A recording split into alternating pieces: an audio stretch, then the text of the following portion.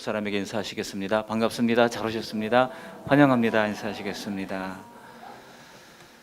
감사합니다. 우리 처음 오신 분들도 환영합니다. 누구나 미래를 참 알고 싶어 하죠. 앞으로 미래가 어떻게 될 것인가. 그래서 이 넥스트 소사이어티, 다음 세대가 어떻게 될 것인가, 그런 책들이 이제 서점마다 한 코너를 이룰 정도로 미래에 대한 예측이 많아지고 있습니다. 그런가 하면은 이 미래에 대한 끈질긴 갈망이 많은 사람들로 하여금 점집을 찾게 합니다. 심지어 이것은 세대를 가리지 않는데요. 대학가 앞에도 보면은 타로점 같은 이 점집들이 무수히 번성하는 것을 볼 수가 있습니다. 우리나라 점집 규모가 약 3조 원 정도의 경제 규모를 가지고 있다 하니까 엄청나죠. 우리 목회자들 인구가 지금 10만 명이거든요. 6만 교회 10만 목회자 이렇게 얘기를 하는데, 우리 점쟁이들 수가 한 20만 명에서 30만 명을 헤아린다고 하니까 정말 보이는 교회 못지않게 보이지 않는 이런 점집들이 성행하고 있는 것을 알 수가 있습니다. 왜 그럴까요? 다 미래를 궁금해하기 때문입니다. 앞으로 어떻게 될 것인가. 그러나 우리 하나님은 말씀하시기를 이사야서 45장 11절에 보시면 이렇게 말씀하십니다. 이스라엘의 거룩하신 자 곧 이스라엘을 지으신 여호와께서 이같이 이르시되 장래일을 내게 물으라. 하나님은 이스라엘 백성들에게 장래일을 내게 물으라는 겁니다. 점집 찾지 말고 하나님께 물으라고 말씀하고 있습니다. 하나님은 우리의 미래를 결코 비밀로 감춰두지 않으셨습니다. 성경은 인간의 역사가 과연 앞으로 어떻게 펼쳐질지 이미 오래전에 다니엘서를 통해서 기록해 놓으신 것입니다.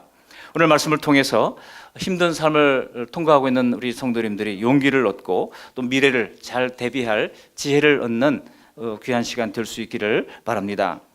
만일 우리가 성경을 통해서 현재와 미래를 볼 수 있는 안목이 열린다면 우리는 모든 인생의 문제들을 지금보다 더 잘 다룰 수 있게 될 것입니다. 다니엘서는 많은 환상들이 나오죠. 이 다니엘서에서 나오는 환상들을 우리가 묵시라고 부릅니다. 묵시와 예언이 약간 다른데요. 묵시와 예언이 똑같은 것은 다 미래 될 일을 미리 가르쳐 준다는 의미에서 똑같습니다. 그러나 다른 것은 묵시는 하나님도 변경할 수 없는 확정된 미래를 묵시라고 합니다. 그러나 예언은 우리가 기도하는 것에 따라서 달라질 수도 있어요. 아주 대표적인 예가 히스기야가 이제 하나님이 너 죽는다라고 하는 예언을 하셨죠. 그런데 히스기야가 벽면을 향하여 하나님 앞에 간절히 기도를 했더니 하나님께서 15년 생명 연장을 허락해 주신 것입니다. 예언이 바뀐 것이죠. 예언은 환경에 따라서 혹은 우리의 기도에 따라서 달라질 수도 있습니다. 그러나 묵시는 달라요. 묵시는 하나님도 어찌할 수 없을 정도로 확정된 미래를 우리가 묵시라고 합니다. 이런 묵시, 아포칼립스라고 불리는 이런 묵시는 성경에 때로 우리가 좀 이해하기 힘든 언어로 기록되어 있습니다.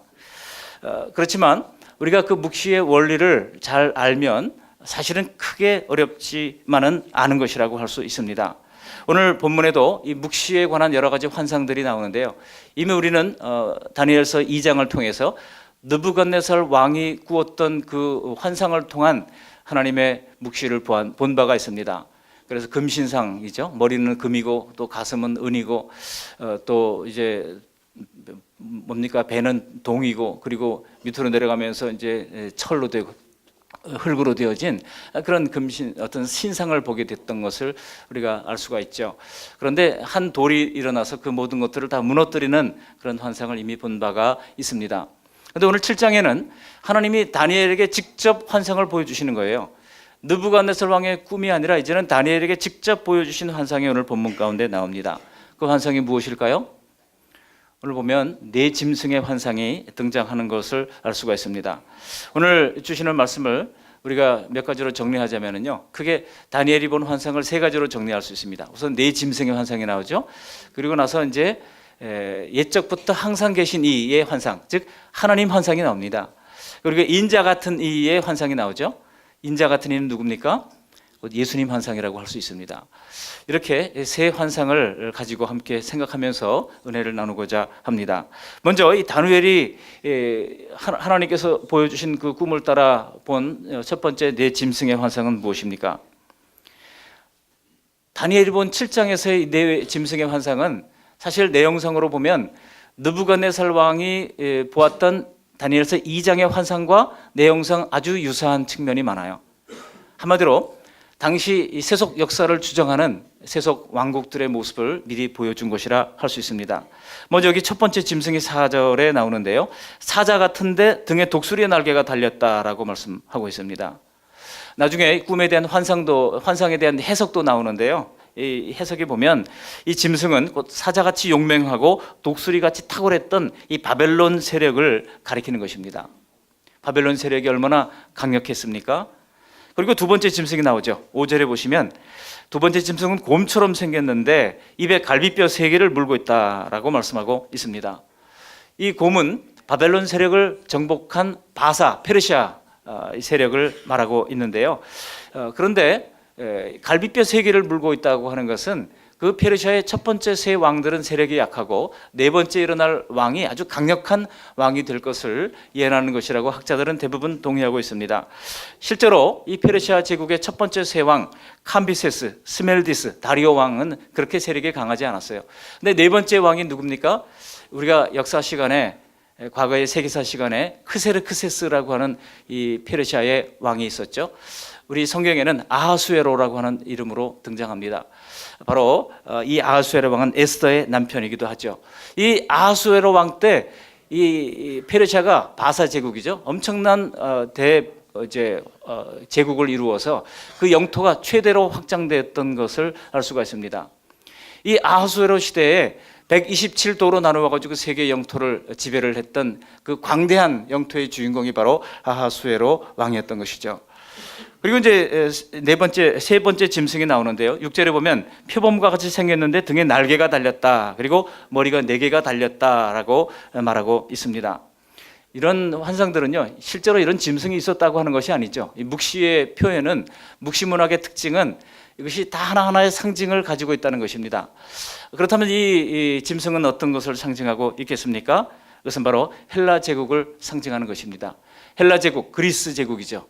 그래서 이 헬라 제국이 페르시아 바사 제국을 무너뜨리고 전 세계를 지배하게 되는데, 여러분 헬라 제국의 정복 왕이 누굽니까? 바로 알렉산더 왕이죠.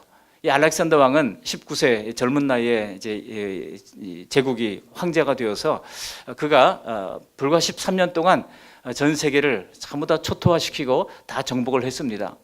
그리고 이제 그가 정복할 땅이 없을 때 울었다 그래요. 울었는데 왜 울었는지 아십니까? 더 이상 정복할 땅이 없어서 울었다는 거예요. 이게 이제 알렉산더 대왕입니다. 얼마나 빠르게 움직였습니까? 그래서 여기 날개를 달렸다고 하는 것은 이런 많은 날개를 가지고 신속하게 전 세계를 정복했던 것을 가리키고, 또 머리가 4개라고 하는 것은 이 알렉산더 대왕이 불행하게도 아들이 없었어요. 자식이 없었습니다. 그러다 보니까 그가 사후에 그 젊은 나이에 30대 초반에 죽잖아요.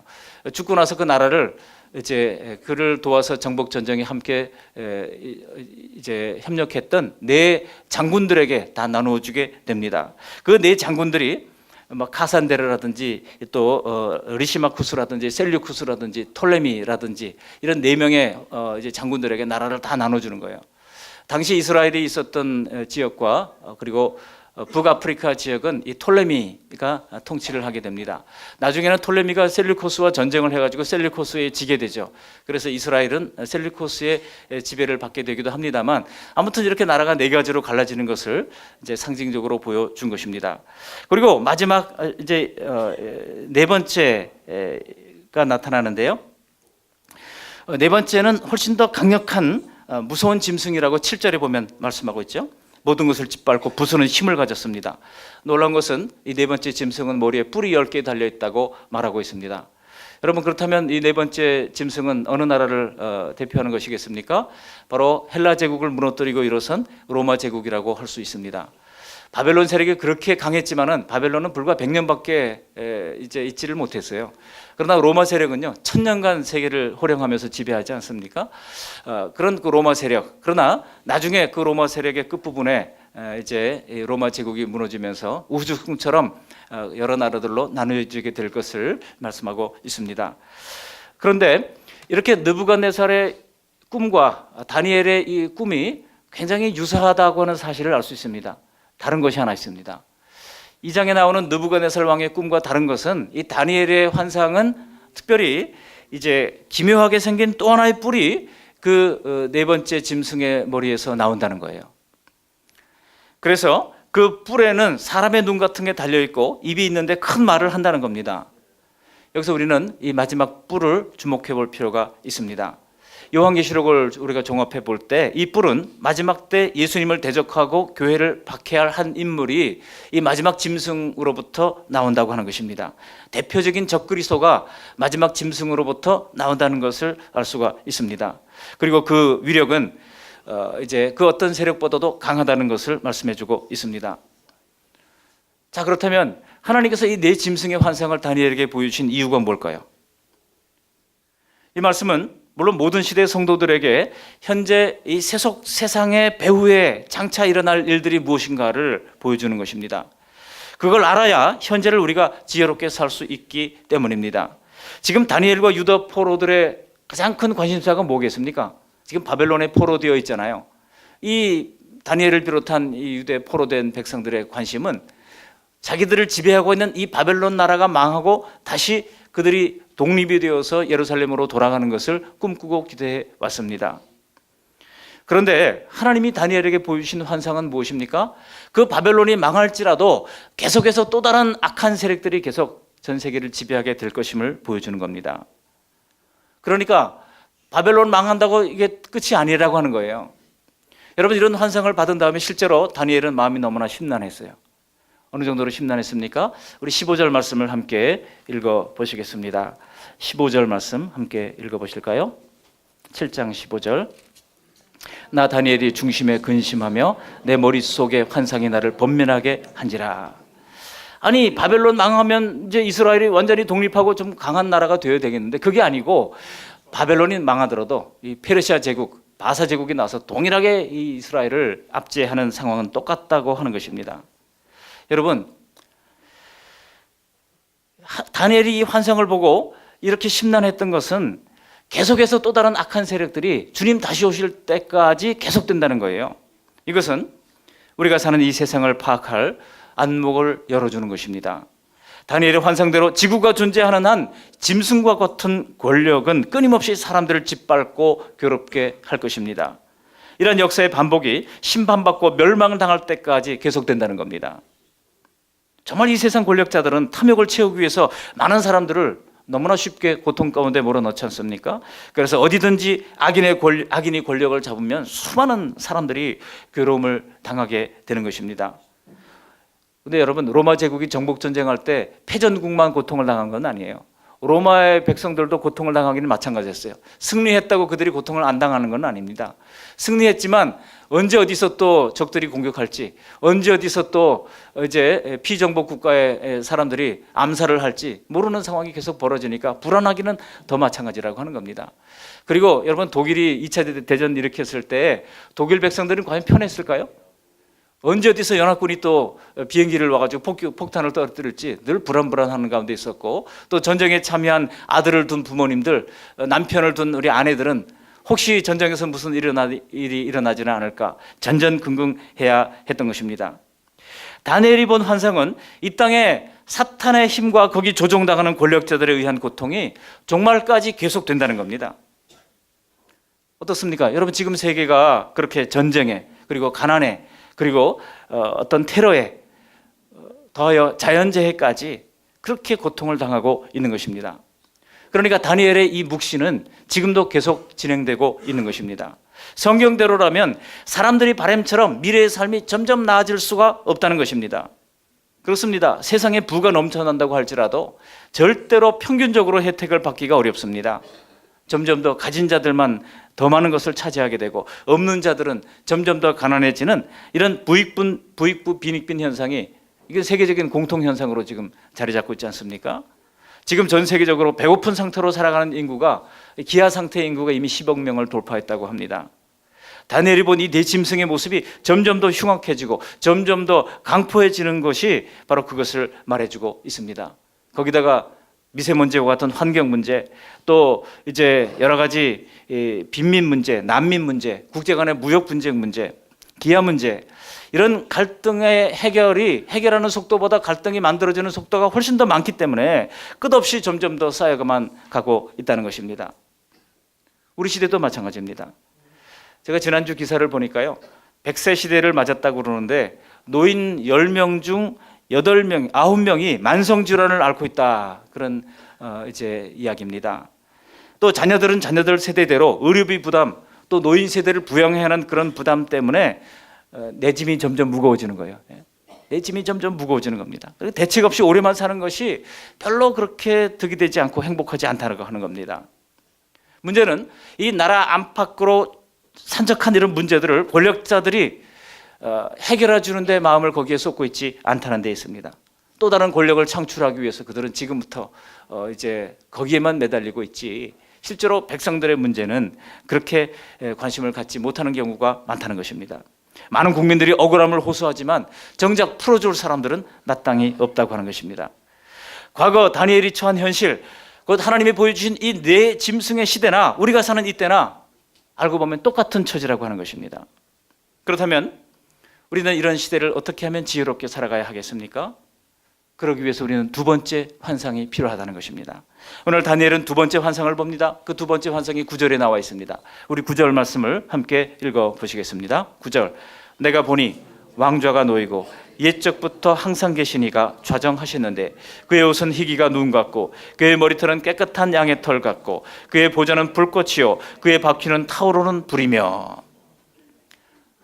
다니엘이 본 두 번째 환상은 이제 하나님 환상을 본 것입니다. 옛적부터 항상 계시니 하나님을 얘기하는 것이죠. 하나님이 왕좌에 좌정하셨다고 말씀하고 있습니다. 좌정하셨다고 하는 것은 이제 심판하기 위한 이제 좌정인 것입니다. 그런데 그의 옷은 희기가 눈 같다고 말씀합니다. 이것은 하나님의 거룩성을 나타냅니다. 그리고 그의 머리털은 희기가 깨끗한 양의 털같이 희다고 말씀하고 있습니다. 이것은 하나님의 권위를 이제 상징적으로 보여주는 것입니다. 여러분, 이제 판사들이 재판을 할 때도 우리나라에는 제가 그런 기록이 있는지는 잘 모르겠습니다만 서양에서는 아직도 이 판사가 재판을 할 때 흰 가발을 써요. 흰 가발을 쓰는 이유가 무엇입니까? 그 재판이 권위가 있다고 하는 것을 보여주기 위한 그런 판사복이 따로 있고 판사 가발이 따로 있어요. 그걸 쓰고 나와요. 많은 나라에서 없어졌습니다만 아직도 몇몇 나라들은 지금도 진행하고 있다고 하는 이야기를 듣습니다. 이렇게 하나님이 양의 털 같은 흰 머리를 가졌다고 하는 것은 그의 재판이 권세가 있는 재판이라고 하는 것을 보여주고 있는 것입니다. 그러면서 10절에 보면 이렇게 말씀하고 있죠. 우리 10절 말씀도 함께 읽어보십니다. 10절, 불이 강처럼 흘러 그의 앞에서 나오며 그를 섬기는 자는 천천히요 그 앞에 모셔 선 자는 만만이며 심판을 베푸는데 책들이 펴 놓였더라. 하나님이 수많은 천사와 수종자들이 모셔선 가운데 심판을 베푸시고 계십니다. 그리고 거기 책들이 펴져 있다고 말씀하시는데요, 그 책들에는 하늘 법정에서 모든 이 죄인들의 죄목을 기록한 책입니다. 악이 득세하는 세상, 죄가 우리를 지배하고 압박하는 이 세상에서 우리가 살아갈 수 있는 방법이 무엇입니까? 다니엘이 본 이 하나님의 심판의 법정을 우리가 바라볼 필요가 있다는 것입니다. 그곳에서 우리는 나를 괴롭히는 모든 악의 세력이 마침내 하나님의 엄정한 공의의 심판대 아래 심판당하게 될 것을 알게 된다는 것입니다. 그럴 때 우리는 소망을 가질 수 있습니다. 심지어 우리가 두려워하는 사망도 심판을 당한다고 기록되어 있어요. 마침 다니엘이 고개를 돌려보니까 하나님을 대적하고 참수하던 그 무시무시한 짐승이 심판을 받고 영원한 지옥에 떨어지게 됩니다. 그렇다면 여러분, 우리가 두려워하는 것, 과연 우리가 무엇을 혹은 누구를 두려워해야 되겠습니까? 사단과 악인의 종말은 이미 작정되어 있습니다. 과연 누가 더 크고 누가 더 두렵습니까? 하나님입니까? 아니면 지금 우리를 압제하고 있는 이런 악한 세력입니까? 우리가 현실의 위협과 두려움에서 놓여나려면 거기에 빠져있지 말고 우리의 시선을 저 공의로우신 하나님의 심판의 보좌를 바라볼 수 있기를 바랍니다. 우리가 짐승을 두려워하는 이유는 내가 가진 것을 뺏길까 봐 두려워하는 것 아니겠습니까? 그래서 그것이 생명이든 그것이 지식이든 그것이 건강이든 그것이 재물이든 그것이 명성이든 우리가 거기에 집착하면 집착할수록 점점 더 두려워지는 것입니다. 왜 그렇습니까? 사탄은요, 그것을 가지고 자꾸 우리를 조종하고 지배하려 하기 때문인 것입니다. 그러나 세상에서 내가 원한다고 다 가질 수도 없고 내가 힘 있다고 다 지킬 수도 없습니다. 오직 모든 것을 감찰하시는 하나님께 나아가서 도움을 구하고 억울함을 호소할 때에 우리는 하나님의 공의로우신 심판과 세상의 결말을 알게 될 것입니다. 시편 73편에도 보면 아삽의 시인데요, 이 아삽 시인이 현실만을 보다가 미끄러질 뻔했다고 말하잖아요. 왜냐하면 악인이 번성하고 잘 되는데 의인은 너무나 괴로워하는 거예요. 그래서 너무나 실족할 만할 만큼 미끄러질 뻔했다고 말하고 있습니다. 그러다가 73편 17절에 그가 이야기합니다. 그러나 내가 하나님의 성소에 들어갈 때에야 그들의 종말을 깨달았나이다. 하나님의 성소에 들어가서 기도하는 가운데 하나님께서 보여주신 거예요. 그 악인은 엄정한 하나님의 공의의 심판으로 이제 멸망당하게 될 것을 보여주신 것입니다. 매일 우리가 하나님의 심판과 공의로 보좌로 나아갈 때 우리는 이 악한 세력의 종말을 깨닫고 담대함을 얻어서 이 세상을 이겨낼 힘을 얻게 되는 것입니다. 그리고 예수님의 말씀대로 그 밤낮 부르짖는 자들의 택하신 백성들의 원한을 풀어주시지 않겠느냐? 우리 예수님께서 누가복음 18장 7절에서 말씀하셨죠. 그 말씀 그대로 하나님의 놀라운 위로와 응답을 받게 될 줄로 믿습니다. 그런데요, 이 하나님의 법정에서는 악인들의 죄만 드러나는 것은 아닙니다. 이 하늘 법정에서는 바로 우리 모두의 죄가 다 드러나는 곳이 하늘 법정입니다. 그래서 고린도후서 5장 10절에 보면 우리가 다 하나님의 심판대 앞에 서리라 그렇게 말씀했지 않습니까? 하나님의 보좌 앞으로 나가면 반드시 우리의 죄도 다 드러나게 될 것입니다. 그렇기 때문에 매일 하나님께 나가는 사람들은 늘 자신의 죄를 들여다보게 되는 것입니다. 그런데 신기한 것은 우리가 주님 앞에 죄를 자백하고 고백할 때 주님께서 미쁘시고 의로우사 우리 모든 죄를 사해 주신다고 약속하고 계십니다. 이게 자수하여 광명 찾는 논리예요. 여러분, 죄인은요 이제 제대로 잠도 잘 때도 이제 두 발을 뻗고 자기가 어렵습니다. 그러나 하나님 앞에 고백하고 사죄 은총을 받은 사람은 두 발을 탁 뻗고 편안한 가운데서 잠들 수 있는 것입니다. 죄에 떠는 사람들은 하나님께서 주시는 그 위로와 안도가 없습니다. 그러나 우리 모든 죄를 고백하고 주님께서 주시는 사죄 은총을 받은 사람은 하나님께서 주시는 평강과 위로 가운데 거하게 될 줄로 믿습니다. 우리가 하나님의 보좌 앞으로 나갈수록 죄의 자각으로 말미암아 회개할 뿐만 아니라 그리스도의 보혈로 사죄받은 우리의 정체성이 점점 더 분명해질 것입니다. 하나님의 든든한 보호와 지원을 받는 그런 사랑받는 존재라고 하는 그런 이제 자의식을 가지게 될 것입니다. 그러므로 매일 하나님의 보좌의 법정을 생각할 수 있기를 바랍니다. 그리고 그 하나님께 순복하면 모든 두려움을 당당히 맞서서 이길 수 있는 힘을 주실 것입니다. 여기서 중요한 것은요, 마귀는 시련으로만 우리 성도들을 공격하는 것이 아니라고 하는 것입니다. 그렇기 때문에 마귀는요, 성공할 때, 우리가 뭔가 살아갈 만할 때 형통한 중에 오히려 우리를 이제 더 나락에 떨어지게 만듭니다. 그렇기 때문에 여러분, 형통한 중에도 우리는 믿음에 실패하지 않도록 날마다 더 하나님께 붙어 있어야 할 것입니다. 다니엘이 형통한 중에도, 그가 얼마나 형통했습니까? 세 왕이 지나가는 동안에도 계속 그는 총리로 있었어요. 이런 사람이 없습니다. 또 심지어 바벨론 나라가 망하고 이제 페르시아가 전 세계를 지배했는데도 그 다리오 왕 밑에서 여전히 총리를 하고 있는 사람입니다. 얼마나 형통한 사람입니까?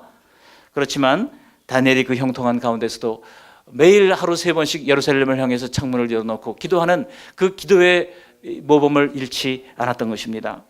그렇게 형통한 중에도 실패하지 않은 이유는 무엇입니까? 평생 그의 시선을 하나님의 하늘 법정 보좌에 두었기 때문인 것입니다. 죄로 말미암아 나도 언제든지 심판을 받을 수 있다, 그런 죄에 대한 자각, 세상에 가장 두려운 것은 세상의 어떤 세력이 아니라 바로 죄라고 하는 사실을 알고 날마다 하나님 앞에 통해 자복하면서 하나님 앞에 나아갔기 때문에 오히려 그는 어려운 때도 물론이거니와 형통할 때도 그의 시선을 흐트리지 않았던 것입니다. 신앙의 위기를 이겨낼 수가 있었던 것입니다. 그러므로 우리는 평안하고 일이 잘 될 때, 그럴 때도 하나님의 법정으로 나아가서 하나님께서 우리에게 과분하게 많은 것을 베풀어 주신 그 은혜에 감사하며 엎드릴 줄 알아야 할 것입니다. 그렇게 삶의 위기를 만났을 때나 순풍을 만났을 때나 주위가 다 평안할 때나 항상 다니엘이 본 하나님의 보좌의 환상을 바라보는 우리 모두가 되시기를 주님의 이름으로 축원합니다. 마지막 세 번째로 다니엘이 본 환상은 무엇입니까?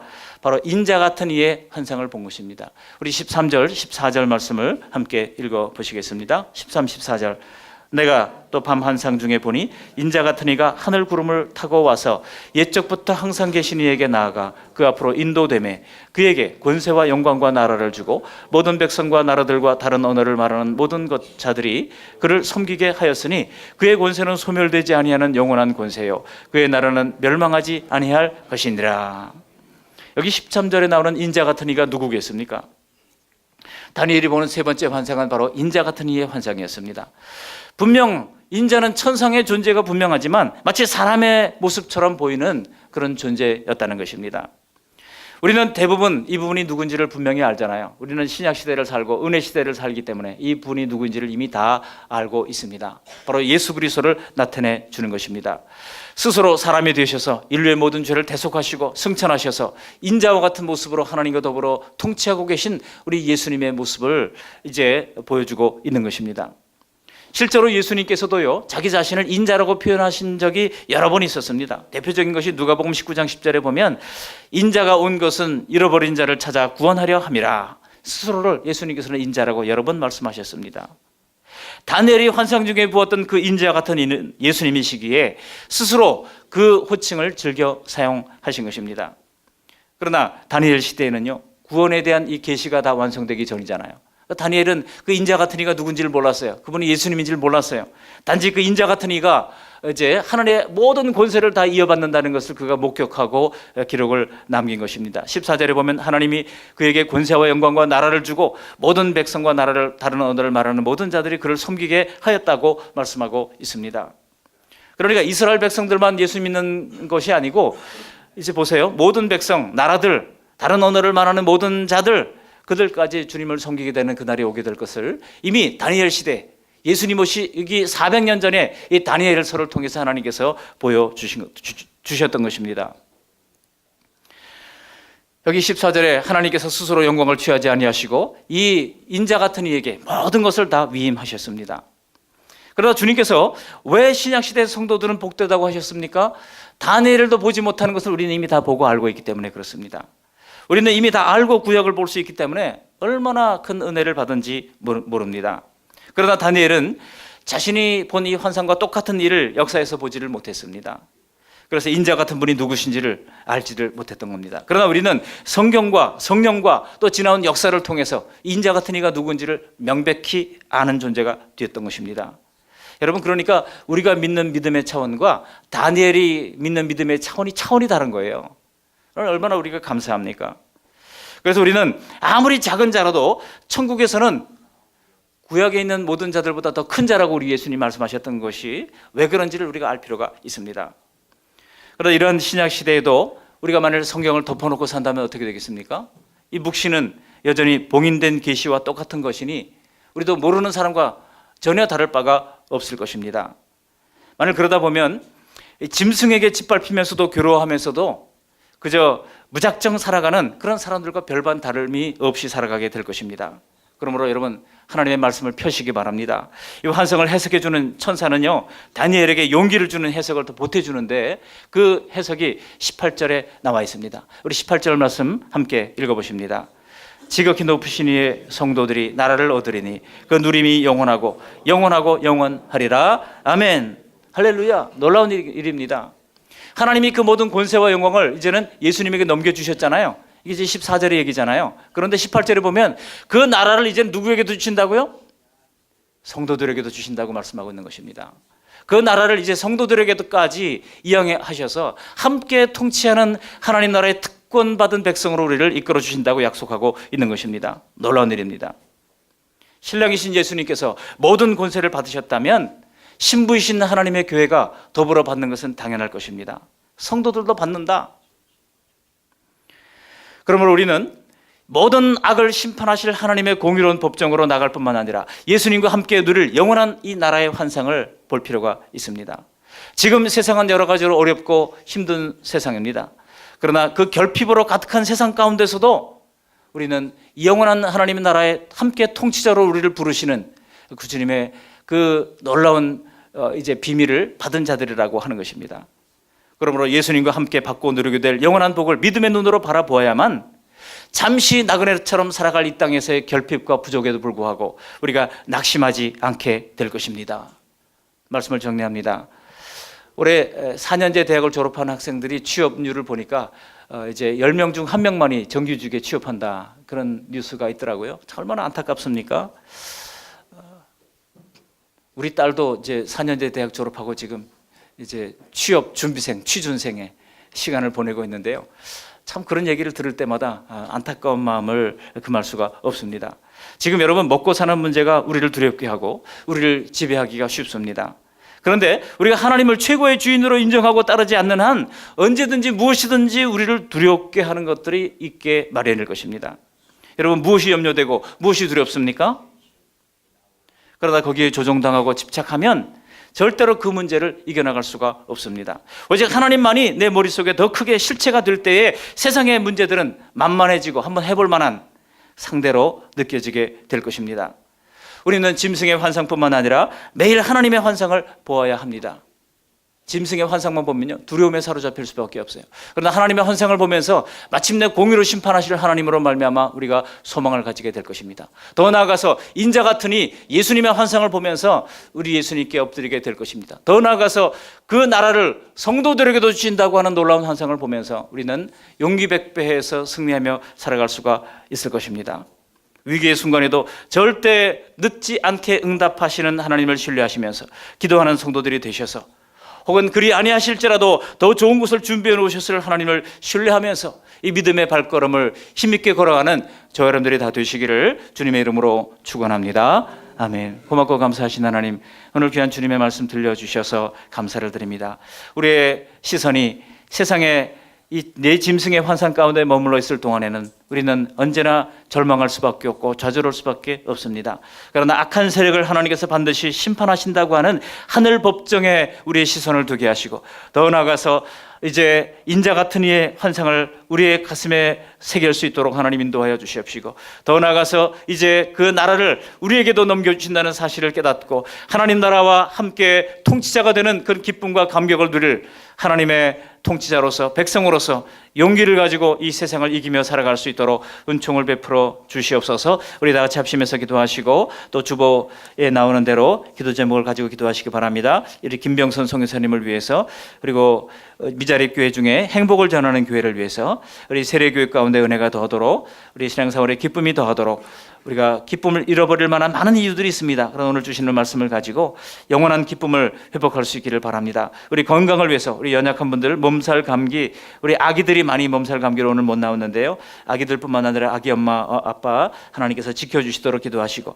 특별히 우리 광렬이를 위해서 백광렬 형제가 다시 깨어나는 은혜를 베풀어 주십시오. 하나님 생명의 주인이신 주님께서 우리 광렬이 손에, 광렬이 마음에 하나님께서 그 머리에 세포, 신경세포 하나하나 이르기까지 만져주셔서 하나님의 우리 합심기도를 통하여 깨어나는 역사를 체험할 수 있도록 도와주옵소서. 기도하시고, 우리 강릉 산불로 말미암아 고통받는 이들을 위로해 주시고 살림을 잘 보존할 수 있도록, 또 기독교 박해국들이 변화될 수 있도록 우리 다 같이 합심하여 기도하겠습니다. 고마우신 하나님 아버지 감사합니다. 날마다 귀한 주님의 말씀을 우리에게 들려주시니 감사를 드립니다. 하나님, 우리를 두렵게 하는 것이 무엇입니까? 우리를 염려에 빠지게 만드는 것들이 무엇입니까? 하나님 아버지, 이런 모든 것들을 하나님의 자 내려놓고 영원한 하나님 나라의 이제 천국 하나님의 보좌를 바라볼 수 있도록 주님 도와주셔서 하나님의 엄정한 하나님의 공의의 심판을 바라볼 수 있도록 주님 도와주시고 소망